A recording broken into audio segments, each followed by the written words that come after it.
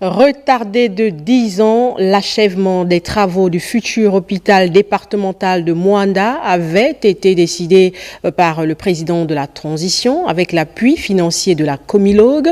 Profitant de son séjour dans le cadre de la tournée républicaine, le ministre de la Santé n'a pas choisi l'heure pour se rendre sur le chantier. Alpha Ndombi Moussavou, Chéli Manéa. Le temps ne compte pas pour le ministre de la Santé qui, après le meeting du chef de l'État à Moanda, a fait une visite surprise pour évaluer le niveau d'avancement des travaux, d'achèvement et d'équipement technique du futur hôpital départemental. Son ouverture prochaine est un engagement pris par le président de la transition, le général de brigade Brice Clotaire Oligui Nguema. C'est la troisième fois que nous visitons cet hôpital parce que régulièrement, nous devons voir si les facteurs bloquants l'ouverture de cet hôpital qui est en construction depuis une dizaine d'années pouvait être levée.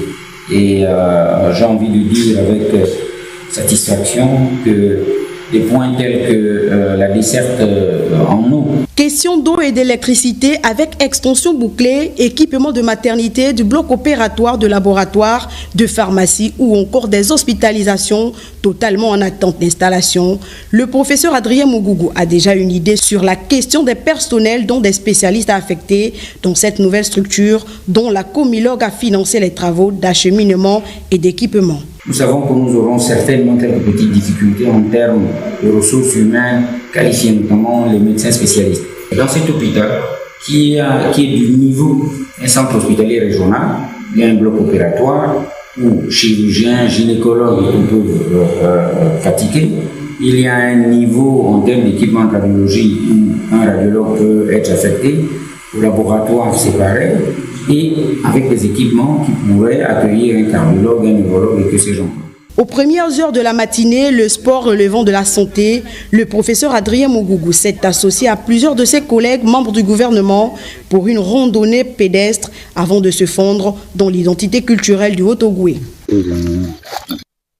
Et dans la foulée, le ministre de la Communication et des Médias, pour sa part, fait un petit détour sur les installations de la station provinciale de radio Masuku pour s'imprégner des conditions de travail des agents. Guy Madjoupa, Sangoué Taba et Mejoël Adjaï. La ministre de la Communication à la station provinciale de Radio Gabon-Franceville, la responsable intérimaire de Radio Masuku a saisi l'occasion et présenté les difficultés d'une station presque aphone désormais. Madame le ministre, Radio Masuku n'émet plus que dans quelques quartiers de la ville de Franceville, pour ne pas dire qu'elle n'émet plus dans toute la province depuis plusieurs années, du fait de la faible puissance de l'émetteur.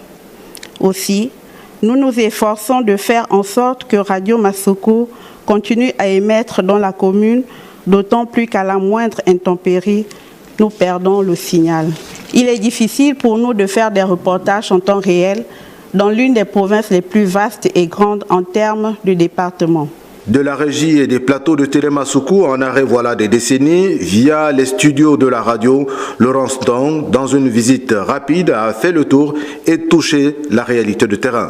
La déliquescence des médias publics est le témoignage patent de ce qu'a été la gouvernance de notre pays ces 14 dernières années. Mais avec le comité pour la transition et la restauration des institutions, il s'agit de tout restaurer. Donc nous allons aussi restaurer nos stations provinciales. Nous avons commencé, Radio Masuku avait déjà commencé à être réhabilité. Les travaux se sont arrêtés et cette année, dans le budget de l'État, il a été inscrit dans le ministère une ligne budgétaire pour reprendre les travaux de réhabilitation de Radio Masuku. Rassurante, la ministre de la Communication, dans la foulée de la tournée républicaine du président de la transition, a relevé la nécessité de relancer le programme de rééquipement des stations provinciales. Ces travaux vont reprendre incessamment et surtout les nouveaux équipements parce que tous les équipements qui sont là sont vétustes. Il faut évidemment des moyens roulants pour aller chercher l'information dans l'ensemble du département. Il faut rétablir la connexion Internet. Donc autant de choses, autant de besoins qui sont des priorités pour améliorer la qualité de l'information et surtout mettre à l'aise notre personnel. Dans une station emploi au sous-effectif, les situations administratives et les questions de formation ont été relevées lors de l'échange avec le personnel. Et après une semaine donc d'intenses travaux, plusieurs résolutions et signatures de conventions entre l'Agence nationale de l'aviation civile et d'autres pays à la clé. Organismes de l'aviation responsables et constructeurs aéronautiques se sont séparés sous une note de satisfaction. C'est ce que nous rapportent Jerry Mbougou, Bivigou et Gérard Magnagna. Décor totalement dédié à FIWIC. 120 heures en vol avec de courtes escales. Des vols entiers en première classe. Un manifeste de près de 400 voyageurs de nationalités diverses. C'est dire que l'escale la semaine africaine et aussi indien, l'aviation civile a rendu toutes ses promesses. Par la fourniture de l'assistance avec des initiatives des partenaires, la diversité, l'équité et l'inclusion, ainsi que des publications et des services de données. Pour traiter les différents défis que rencontre la région, des initiatives importantes sont en cours dans la région pour faciliter la planification, améliorer l'efficacité de la navigation aérienne et aussi l'acquisition des technologies de pointe pour moderniser les infrastructures. Je voudrais exprimer ma gratitude au président de la République, le général de brigade Brice Clotaire Oligingema, pour son implication à la réussite d'AFIWIC 2024. L'Afrique est à un tournant décisif et est prête à combiner croissance, sécurité et sûreté aérienne. Autant de décisions stratégiques ont été prises à Libreville pour une sûreté, une sécurité sans faille. Autant l'ANAC a poursuivi sa connectivité administrative à travers plusieurs signatures de conventions. Plan AFI-SECFAL, plan d'action AFI 2025-2030, la route du ciel a été dégagée pour mutualiser au mieux les efforts en vue d'une facilitation de chaque instant. Le secrétaire général du ministère de la Justice, garde des Sceaux, a procédé pour sa part ce matin à la remise des attestations de participation au personnel du Centre national de santé mentale de Mélène et ceux de la direction de la sûreté urbaine après une session en renforcement de capacité dans le cadre de la célébration de la Journée nationale des droits de l'homme. Les temps forts du déroulement de la cérémonie avec Chélamé Balé et Guy-Serge Dizombo. Célébré cette année sous le thème 10 jours d'action pour humaniser les lieux de privation de liberté, la Journée nationale des droits de l'homme a été l'occasion pour le ministère de la Justice, garde des Sceaux, d'outiller 60 personnels intervenant dans ce domaine. Le choix porté sur le thème de la Journée nationale des droits de l'homme cette année s'inscrit d'une part dans la vision de son Excellence, Monsieur le Président de la Transition, Président de la République, chef de l'État, le général de brigade Brice Clotaire Oligingema, qui entend faire de la promotion des droits humains un axe majeur de cette transition. Je vous exhorte à vous approprier les enseignements reçus au cours des sessions de formation et à poursuivre les efforts que vous réalisez au quotidien pour l'amélioration des conditions de vie dans le Centre national de santé mentale de Mélène.